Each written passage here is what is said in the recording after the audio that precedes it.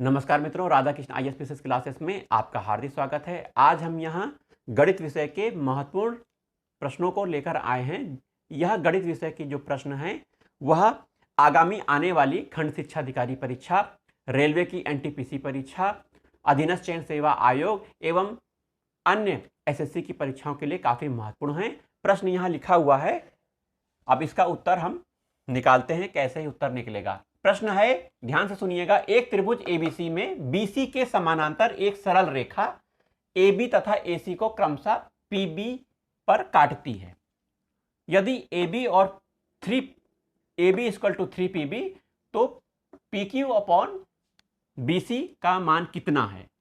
तो PQ अनुपाते BC निकालना है। हम यहां एक त्रिभुज ड्रॉ कर लेते हैं, छोटा सा।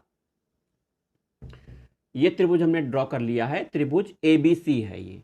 अब ABC में इन्होंने कंडीशन लगा दी है। क्या कंडीशन लगाई है? AB और AC को एक रेखा काटती है। दो बिंदु हैं PQ, P काट रही है और इधर Q काट रही है। तो ये रेखा इस रेखा के समानांतर है, किसके? BC के समानांतर है। और एक कंडीशन इन्होंने दे दी है, AB बराबर 3PB। यह कंडीशन इन्होंने दे दी है। तो आइए हम AP का मान निकाल लेते हैं, इसका मान निकाल लेते हैं। AP का मान हम निकालेंगे। कैसे निकालेंगे AP का मान? तो AP इक्वल टू, इसका मान निकालने के लिए हमें इतने में से इतना घटा देना है। इसको माइनस कर देंगे तो ये बचेगा ना। तो AB में से हम PB घटा देंगे तो AP बचेगा। वही चीज करने जा रहे हैं। AP इक्वल टू AB ये पूरा है, इसमें से हम घटा देंगे, कितना कम कर देंगे? PB, P और B हमने कम कर दिया। अब AB का मान देखिए, यहां रखा है 3PB लिखा हुआ है। AB की जगह, इस AB की जगह हम 3PB लिख देते हैं तो हमें AP का मान पता लग जाएगा। 3PB माइनस ये PB लिखा हुआ है ऊपर। अब AP का मान आ गया। AP 3PB में से एक PB गया, कितना बचा? 2PB बचा। तो ये एक समीकरण हमें प्राप्त हो गया। इसकी अभी आवश्यकता पड़ेगी, इसके नोट डाउन कर लीजिए। अब देखिए इस त्रिभुज पर, त्रिभुज A, B और C और ये छोटा त्रिभुज A, P और Q दोनों समरूप त्रिभुज हैं। कैसे? त्रिभुज ABC समरूप, ये समरूप का निशान है। यह त्रिभुज किसके? A, P और Q के समरूप हैं। जब दो त्रिभुज समरूप होते हैं तो भुजाएं समान अनुपात में होती हैं। तो समान अनुपात में जब भुजाएं होती हैं तो कितना हमें निकालना है? PQ upon BC। ये PQ upon BC equal to AP upon AB। ठीक है, AP अपॉन AP। तो समरूप त्रिभुज के हिसाब से ये इक्वेशन निकल के आई। तो PQ और BC का मान निकालना है। AP का मान हमें यहां से मिल जाएगा। ये देखिए, इसे नीचे ले आते हैं। AP बराबर हो जाएगा 2PB। यहां से हमने ले लिया AP का मान 2PB। और AB का मान देखिए, ये प्रश्न में ही दिया गया है 3PB। देखिए PB से PB कैंसिल हो गया, बचा क्या? 2/3।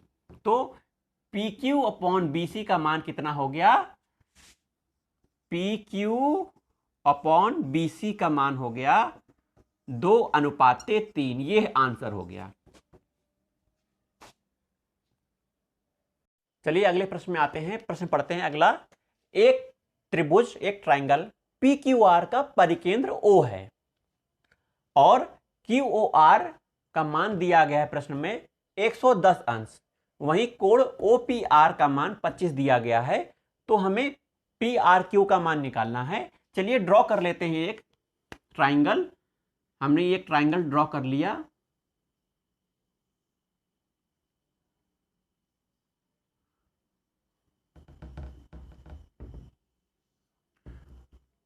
एक सर्कल के अंदर है यह ट्राइंगल और यह कहा गया है P Q R, P Q और आर, इसका परिकेंद्र ओ है, ये ओ है।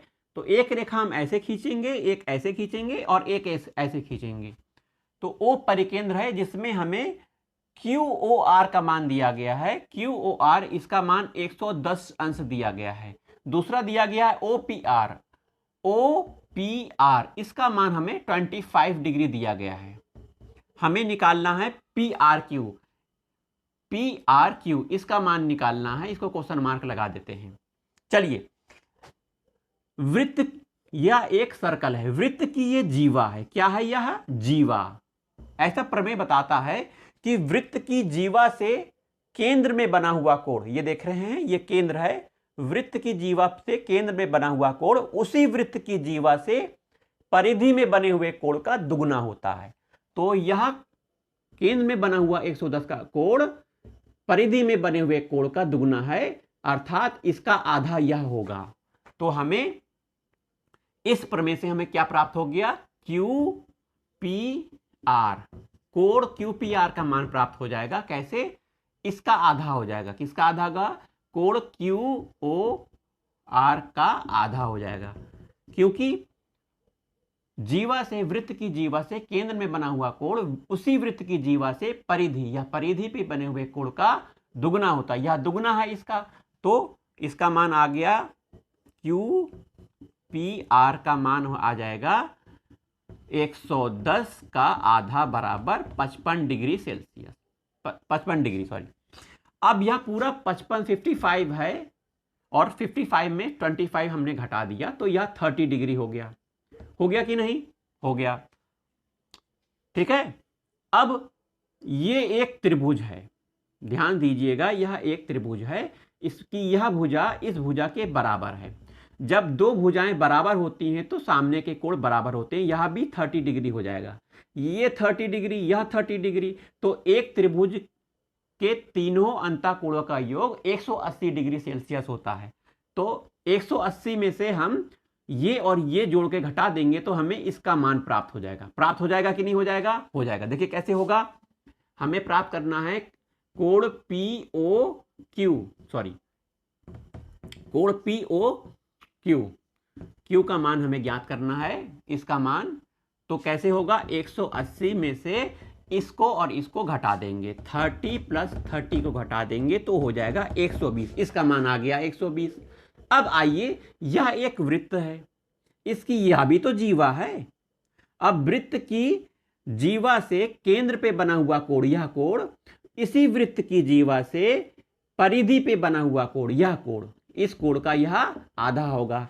तो कोण पी आर क्यू, कोण पी आर क्यू इसका मान होगा कोण क्यू पी आर का आधा।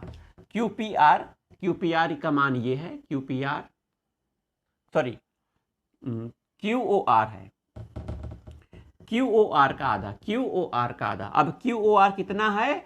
120/2 = 60 डिग्री। तो क्या आंसर आया?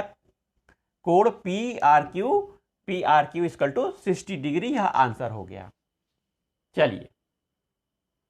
चलिए अगले प्रश्न में आते हैं। अगला प्रश्न है, ध्यान से पढ़िएगा। एक समचतुर्भुज की एक भुजा तथा उसके एक विकर्ण की माप क्रमशः 10 सेंटीमीटर और 16 सेंटीमीटर है, तो उसका क्षेत्रफल कितना होगा यह पूछा गया है। तो समचतुर्भुज का क्षेत्रफल निकालना है जिसमें एक भुजा दी गई है और एक विकर्ण का मान दिया गया। चलिए एक ड्रॉ कर देते हैं समचतुर्भुज को, जिसकी चारों भुजाएं बराबर हैं। ये मान लीजिए एक समचतुर्भुज है, तो इसकी 4 भुजाएं हैं और 2 विकर्ण एक दूसरे को काट रहे हैं। यह समचतुर्भुज है, इसका नाम दे देते हैं ए, बी, सी और यह डी। यह ओ बिंदु पर काट रहा है। अब प्रश्न कह रहा है कि एक भुजा और उसके विकर्ण का मान, एक भुजा ए बी का मान लीजिए 10 सेंटीमीटर दिया गया है। इन्होंने ए बी का मान हमने 10 सेंटीमीटर लिख लिया और 16 सेंटीमीटर उसके एक विकर्ण की माप है।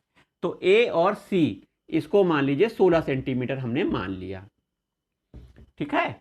अब आइए देखिए, ए और सी जब 16 सेंटीमीटर है तो यह आधा हुआ कि नहीं, यह 8 हुआ और यह 8 हुआ कि नहीं।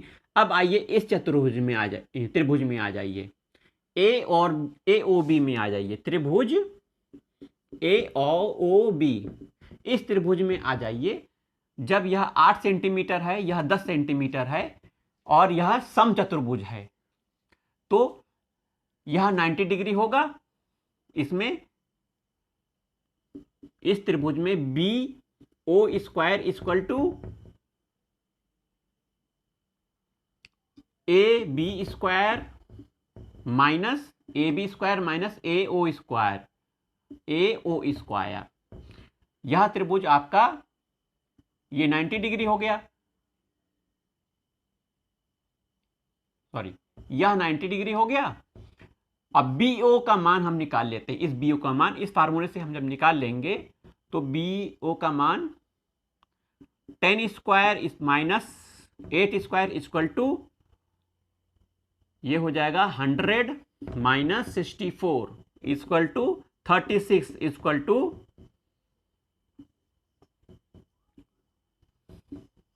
6। तो इतना मान हमें प्राप्त हो गया, पाइथागोरस प्रमेय लगाकर 6 आ गया। अब आइए फिर त्रिभुज में आ जाइए, इसे समचतुर्भुज में आ जाइए।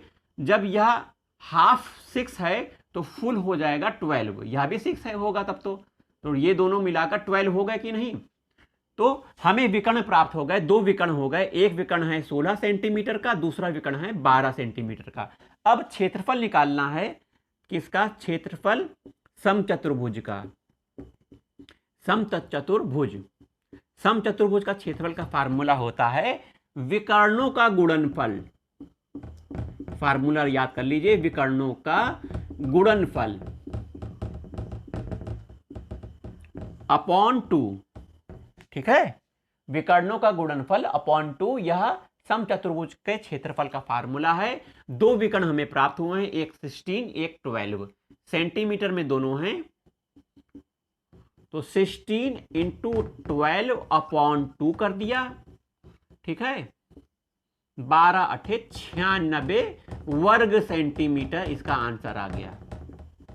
96 वर्ग सेंटीमीटर इसका क्षेत्रफल हो गया। चलिए आज के वीडियो में इतना ही। जय हिंद जय भारत।